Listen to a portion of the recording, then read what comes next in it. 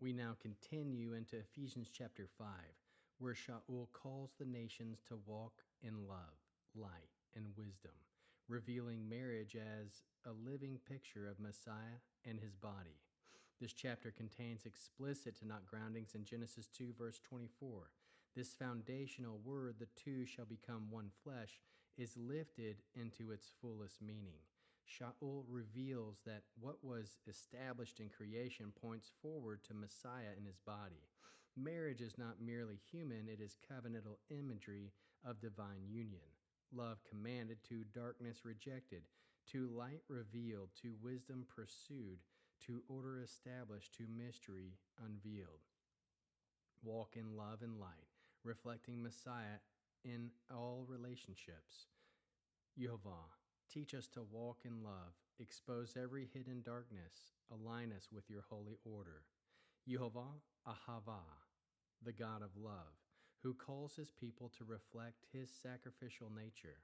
Yehovah, Ahava, Kadosh, Kadosh, Kadosh, holy, holy, holy. Please fill me and lead me, and cover me and stir me, and speak through me with your Ruach HaKodesh, your Holy Spirit, your set-apart breath, that I may speak your written words with boldness and humility to those who listen. I ask all these things in Yeshua HaMashiach, Jesus the Christ, the Messiah, the Anointed, the Aleph and the Tav's name. Amen. We'll start with the Shema. Listen and obey. Children of Yehovah, pay careful attention and respond. Yehovah is our power and authority. Yehovah works in unity, echad, with himself, and you shall act upon your love, ahava, to Yehovah with your power and authority, with your thoughts and mind, with your entire body, and with all the muchness that you have.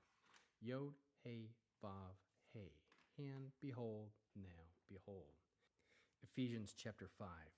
So imitate God as his dear children, and live a life of love, just as also the Messiah loved us, indeed on our behalf gave himself up as an offering, as a slaughtered sacrifice to God with a pleasing fragrance.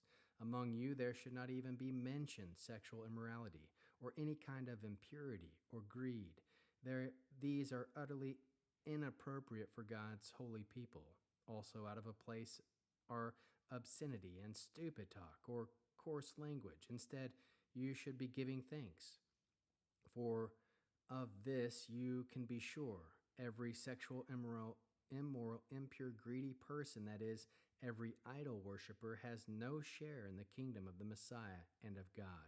Let no one deceive you with empty talk, for it is because of these things that God's judgment is coming on those who disobey him.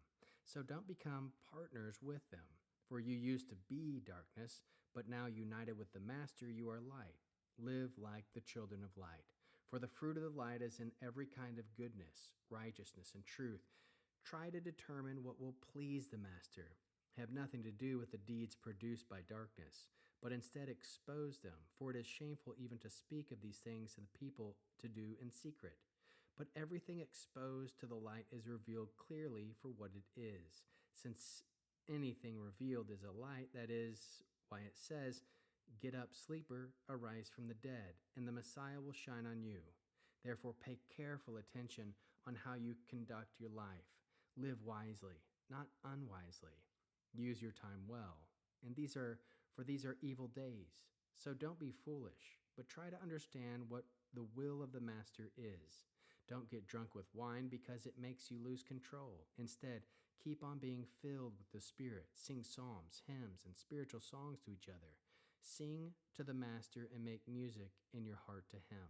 Always give thanks for everything to God the Father, in the name of our Master Yeshua, the Aleph and the Tav, the Messiah. Submit to one another in the fear of the Messiah. Wives should submit to their husbands as they do to the Master, because the husband is the head of the wife, just as the Messiah as the head of the Messianic community, is himself the one who keeps the body safe. Just as the Messianic community submits to the Master, so also wives should submit to their husbands in everything. As for husbands, love your wives, just as the Messiah loved the Messianic community, indeed, gave himself up on its behalf, in order to set it apart for God, making it clean through immersion in the mikveh, so to speak, in order to present the Messianic community to himself as a bride to be proud of, without a spot, wrinkle, or any such thing, but holy and without defect. This is how husbands ought to love their wives, like their own bodies. For the man who loves his wife is loving himself. Why, no one ever hated his own flesh. On the contrary, he feeds it well and takes care of it, just as the Messiah does the Messianic community, because we are parts of his body. Therefore, a man will leave his Aleph Tav father and his Aleph Tav mother, and remain with his wife, and the two shall become one. There is a profound truth hidden here, which I say concerns Messiah and the Messianic community. However, the text also applies to each of you individually. Let each man love his wife as he does himself, and see that the wife respects her husband. What is the Hebrew word that encapsulates this chapter? Ahava, love. Sacrificial, covenantal, devotion expressed through action, Tanakh spine. From the beginning, Yehovah established union, two becoming one flesh. Shaul reveals this in a mystery, as a mystery pointing to Messiah and his body. The covenant of marriage becomes visibly expression, the covenant of marriage becomes a visible expression of a deeper spiritual reality: unity, sacrifice, and sanctification. Chapter flow.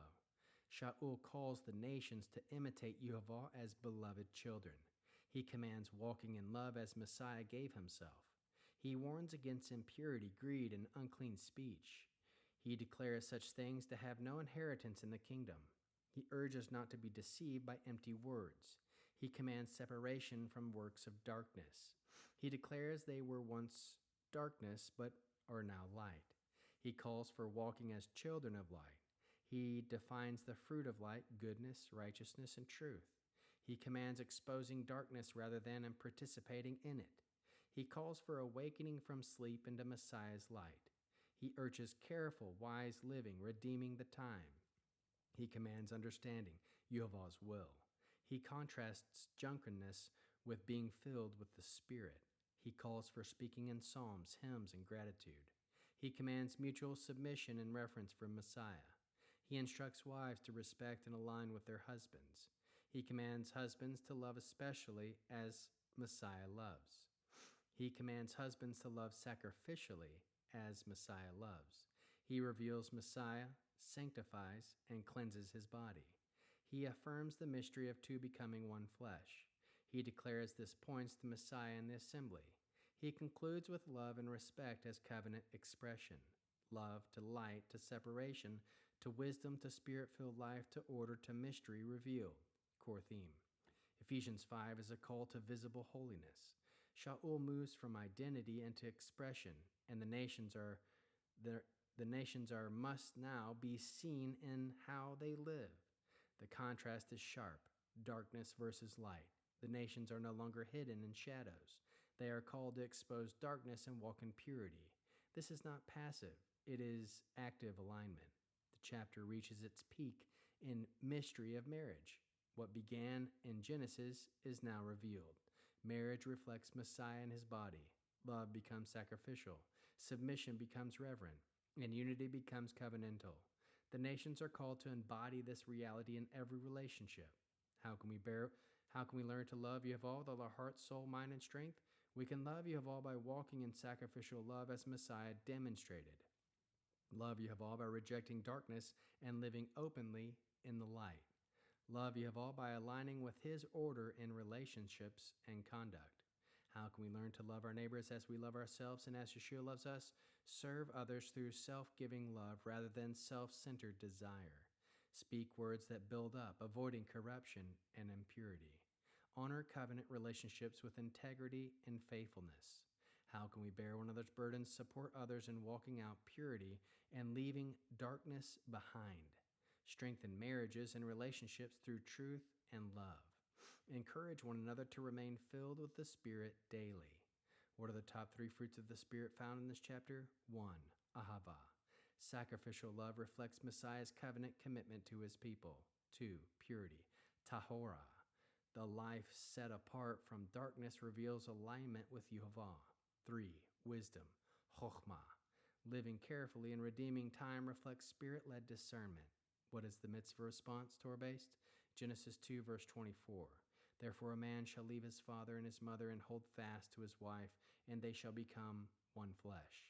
Command. We will walk in covenant love and reflect Messiah through unity and faithfulness. What is the Hebrew declaration? We will walk in love as Messiah has loved us. We will be light and not darkness. We will be joined in a holy bond as one. What is the one-sentence summary? Walk in love and light, reflecting Messiah in covenant unity. Now, after having read the chapter and going over it, here are some heart-piercing questions. Are we truly walking in sacrificial love or self-interest? Another. What areas of darkness still need to be exposed in our lives? Another. Are we living wisely, redeeming the time we've been given? Another. Do our relationships reflect Yehovah's order and design? Another. Are we filled with the Spirit or distracted by lesser things? Another. Do we understand the depth of marriage Messiah mystery? Lastly, are we reflecting the light in a world still in darkness? We'll end with the Aaronic blessing using the name. Yehovah will kneel before you presenting gifts, and he will guard you with a hedge of protection. Yehovah will illuminate the wholeness of his being toward your bringing order, and he'll provide you with love, sustenance, and friendship. Yehovah will lift up the wholeness of his being and look upon you, set in place all you need to be whole and complete. Shalom, shalom. We now continue.